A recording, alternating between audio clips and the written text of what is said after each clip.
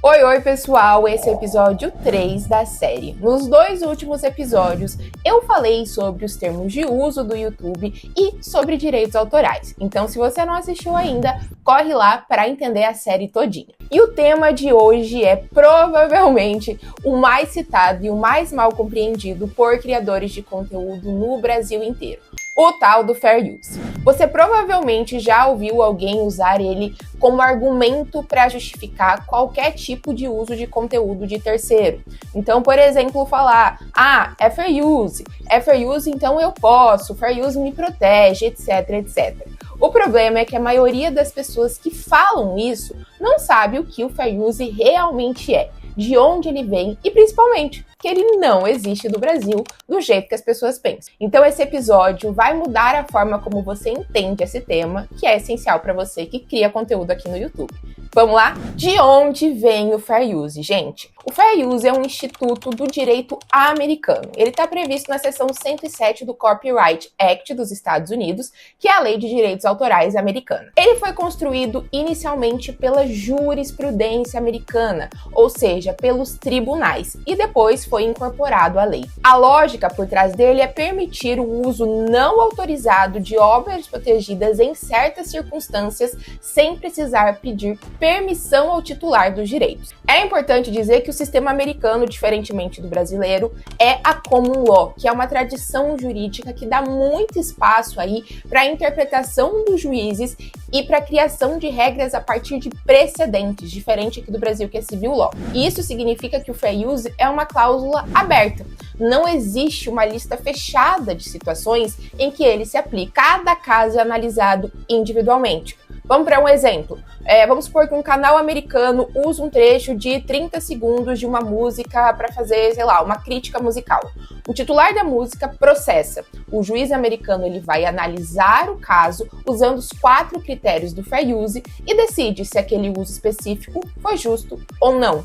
Não existe resposta automática. Depende de cada caso. E é importante dizer, pessoal, que esse modelo ele funciona muito bem dentro do sistema jurídico americano, justamente pela lógica de precedente. E o problema começa quando criadores brasileiros importam esse conceito para o Brasil, como se as duas leis fossem a mesma coisa, mas não são.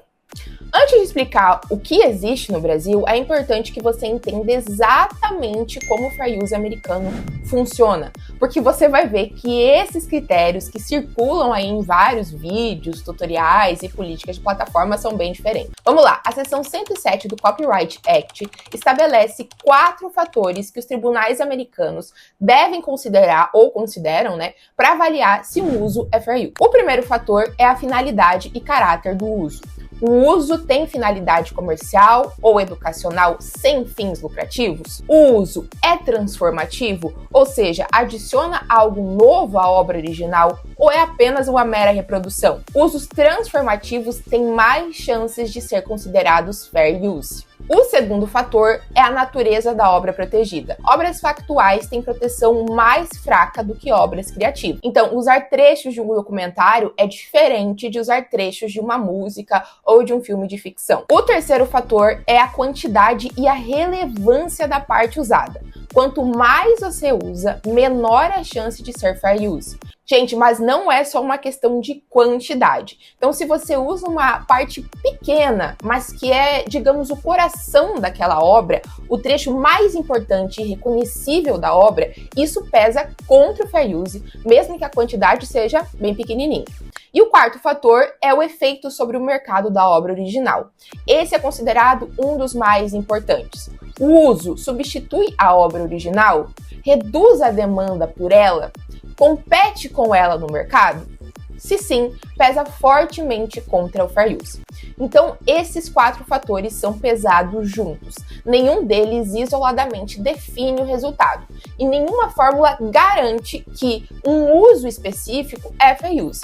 Mesmo nos Estados Unidos, fair use é incerteza jurídica. Você nunca tem certeza absoluta até determinado juiz decidir. Então, vamos pensar de novo num exemplo. Um criador americano faz um vídeo de react usando o trailer completo de um filme comentando cada cena. O trailer é de 2 minutos e o vídeo do creator tem, vamos pôr, 20 minutos de comentário. O primeiro fator que vai ser analisado, o uso potencialmente transformativo adicionado por ele comentário. Segundo, a obra audiovisual criativa pesa contra. O terceiro, usou o trailer inteiro? Também pesa contra. E o quarto, o trailer existe para divulgar o filme. E usar ele gera o quê, gente? Queda de visualizações que poderiam ir para o canal oficial. Então, pesa contra também. O resultado? Provavelmente não vai ser considerado fair use, mas é incerto, depende de cada juiz. E agora sim, vamos para o que o Brasil entende sobre fair use, sabendo que o fair use americano não existe aqui. O Brasil não tem fair use, ponto. O que o Brasil tem é a Lei 910 de 98, a Lei de Direitos Autorais, que adota um sistema completamente diferente do americano. Aqui no Brasil, o sistema, como eu disse, é baseado na Civil Law, a tradição jurídica continental europeia que funciona com regras mais fechadas e específicas. Não existe uma cláusula geral, aberta que permite usar obras de terceiro se o uso for justo ou razoável. O que existe são hipóteses específicas de exceções e limitações aos direitos autorais previstas principalmente nos artigos 46, 47 e 48 da lei. Fora dessas hipóteses específicas, o uso da obra protegida sem autorização é violação de direitos autorais, sem exceção. E isso, gente, é uma diferença fundamental. No sistema americano, como eu disse, você tem uma cláusula aberta e flexível. Já no sistema brasileiro, você tem uma lista fechada taxativa de situações permitidas. O artigo 46 da Lei de Direitos Autorais lista situações em que o uso de obra de terceiro não constitui ofensa aos direitos autorais. Eu vou focar aqui nos mais relevantes para criadores de conteúdo. Por exemplo, o inciso 3º, a citação em qualquer meio de comunicação de passagens de qualquer obra para fins de estudo, crítica ou polêmica na medida justificada para o fim a atingir, indicando o nome do autor e a origem da obra. Vamos para um exemplo. Você faz um vídeo analisando criticamente a letra de uma música e cita alguns versos para ilustrar a sua análise. Você está usando um trecho da obra para fins de crítica. O trecho é um acessório do seu conteúdo principal e você menciona tudo certinho, o nome do artista e a obra. Isso tem apoio no inciso 3º. Agora vamos para o inciso 8º. A reprodução de pequenos trechos de obras pré-existentes de qualquer natureza, desde que a reprodução em si não seja, prestem atenção, o objetivo principal da obra nova e que não prejudique a exploração normal da obra reproduzida, nem cause prejuízo injustificado aos interesses do autor. Vamos entender na prática. Você faz um vídeo de análise de uma gameplay e usa 15 segundos de uma trilha sonora de um jogo para contextualizar uma cena específica que você está ali comentando e tudo mais. O trecho, de novo, é acessório. Sua análise é o conteúdo principal e o uso não substitui a trilha original. Esse uso tem argumento jurídico sólido novamente. O artigo 47 permite a paródia e a caricatura, desde que não impliquem descrédito à obra parodiada. Vamos entender de novo aqui na prática. Você faz um vídeo criativo parodiando uma música famosa, isso era muito comum no YouTube antigamente, para comentar um acontecimento recente no mundo dos games, por exemplo. A paródia tem conteúdo próprio, é claramente identificável como paródia e não destrói a reputação da obra original. Mais uma vez, isso tem amparo ali no artigo 47 da Lei de Direitos Autorais. E agora que você já entendeu, eu espero que sim, os dois sistemas, eu vou destruir os mitos mais comuns que circulam aí entre criadores brasileiros. Mito número 1. Tô usando por fair use. Se você está no Brasil, fair use não é o argumento jurídico correto. O argumento correto, se houver, é enquadramento nas exceções do artigo 46 ou 47 da Lei de Direitos Autorais. São coisas diferentes. O número 2. Se der os créditos, pode usar qualquer coisa. Não, gente. Dar crédito é uma obrigação moral e uma boa prática, mas não substitui a autorização. O artigo 46, inciso 3, exige menção ao autor como parte da exceção, mas isso não significa que qualquer uso com crédito é automaticamente permitido. Mais um mito, gente, pode usar até 30 segundos de qualquer música. Não existe, absolutamente não existe esse critério em lugar nenhum da Lei de Direitos Autorais. Não existe critério de tempo pré-definido. O que existe é a análise de se o trecho é pequeno em relação à obra como um todo e se a reprodução não é o objetivo principal da obra nova. E isso é avaliado caso por caso, não havendo uma fórmula matemática. Mais um mito: se for sem fins lucrativos, pode. De novo, não. A lei brasileira não tem essa exceção ampla. Fins não comerciais aparecem em situações muito específicas, como, por exemplo, reprodução para uso privado sem intuito de lucro pelo próprio copista, mas não vale aí como uma autorização geral para distribuição pública de conteúdo de terceiro no YouTube. E mais um mito: o YouTube disse que o meu uso é fair use, então no Brasil eu tô de boa, tô protegido. De novo, não. As políticas internas do YouTube são baseadas no quê, gente? No copyright americano.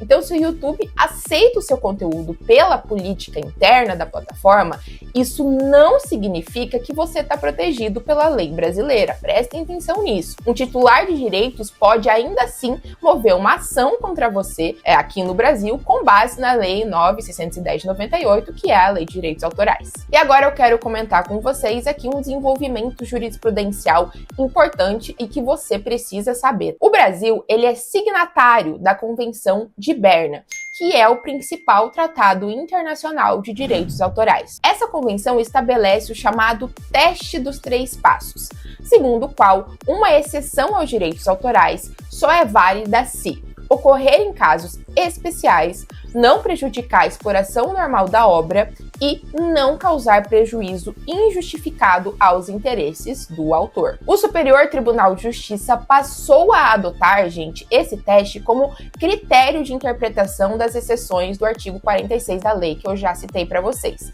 Então, isso significa que os tribunais brasileiros passaram a fazer uma análise um pouco mais contextualizada, menos literal, das situações de exceção.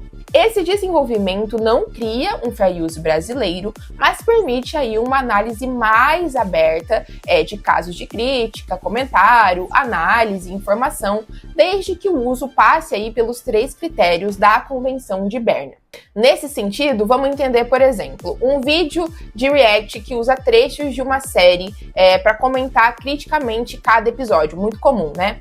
O uso ocorre num contexto específico de crítica. Os trechos não substituem aí o consumo da série original e o criador não está causando ali nenhum tipo de prejuízo econômico injustificado ao estúdio de criação, porque quem quer assiste a série e vai assinar ali o streaming, a plataforma de qualquer forma. Então, esse caso tem argumentos mais sólidos dentro da interpretação do STJ, mas ainda assim não é garantia de proteção, e eu só quis trazer aqui para vocês entenderem esse avanço jurisprudencial. Outra coisa que eu quero que fique clara é que tanto no sistema americano quanto na interpretação brasileira, o impacto econômico do uso é um dos fatores mais relevantes na hora da análise jurídica. Quanto maior a possibilidade do seu conteúdo substituir o consumo da obra original ou afetar a exploração econômica dela, maior o risco de caracterização de violação, tá, gente? Então, se você preste atenção, cortes de episódios inteiros de uma série e sobe no YouTube, quem quer ver a série pode simplesmente assistir o seu canal ao invés de assinar a plataforma. Então, sim, o seu conteúdo está substituindo economicamente a obra original. É um risco jurídico alto, independente de qualquer argumento de fair use ou do artigo 46. E agora, pensando num exemplo prático que tem um risco menor.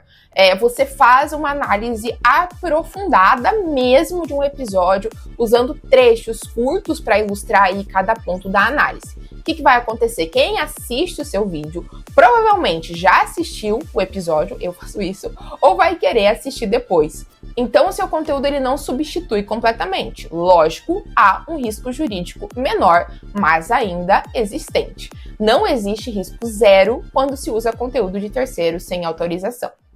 E agora eu vou comentar com vocês um problema prático que vai além da análise jurídica e que afeta aí diretamente os criadores de conteúdo: a assimetria de poder entre você e os grandes titulares de direitos. Grandes gravadoras, estúdios e empresas aí detentoras de catálogos têm equipes jurídicas enormes, sistemas automatizados de detecção, como o Content ID, e recursos para processar. E você, na maioria das vezes, não. Então, isso significa que, mesmo em situações aí juridicamente defensáveis, muitos criadores optam por fazer o quê? Remover o conteúdo, aceitar aí as reivindicações de monetização ou evitar certos tipos de conteúdo para não enfrentar o custo e o desgaste de uma eventual disputa. E essa, gente, é uma realidade do mercado que você aí precisa entender. Ter o argumento jurídico correto não significa que você não vai sofrer consequências práticas. Às vezes, o custo de defender o seu direito é maior do que simplesmente aí evitar o problema, e eu falo isso aqui como uma advogada especialista em direito do entretenimento digital, tá, gente? E agora vamos entender o que fazer de concreto antes de usar qualquer conteúdo de terceiro. Primeiro, você tem que responder algumas perguntas. Vamos lá. Esse uso se enquadra genuinamente em uma das exceções do artigo 46 ou 47 da Lei de Direitos Autorais? O trecho que você vai usar é realmente acessório ao seu conteúdo principal, que precisa ter valor autoral independente? O uso não substitui nem prejudica a exploração econômica da obra original? E você menciona o autor e a origem da obra? Se a resposta for sim para todas essas perguntas, você tem um argumento jurídico mais sólido. Se não, você precisa aí de autorização do titular ou precisa aí repensar o uso. E lembre, o argumento correto no Brasil não é fair use. O argumento correto é: o meu conteúdo se enquadra nas exceções previstas no artigo 46, inciso 3, da Lei de Direitos Autorais, tá? São coisas diferentes e essa diferença pode importar muito se você precisar se defender. Pessoal, fair use não existe no Brasil, então, do jeito que você provavelmente pensava. O que existe são as exceções específicas na Lei 9.610 de 98 e uma interpretação jurisprudencial que ainda está sendo aí construída pelos tribunais brasileiros. Então, usar o termo fair use como escudo para qualquer uso de conteúdo de terceiro não é apenas juridicamente incorreto, é também bem arriscado. E no próximo episódio aqui dessa série, eu vou falar sobre monetização no YouTube e vou trazer um tema que quase ninguém discute aqui no Brasil: a diferença de como a monetização funciona juridicamente aqui e nos Estados Unidos, e o que significa, é claro, aí para o seu bolso. Pessoal, meu nome é Camila, eu sou advogada especialista em direito do entretenimento digital e gaming law, e se você gostou desse vídeo, se inscreve no canal, deixa um comentário com a sua dúvida e até o próximo episódio. Espero que você tenha entendido e gostado.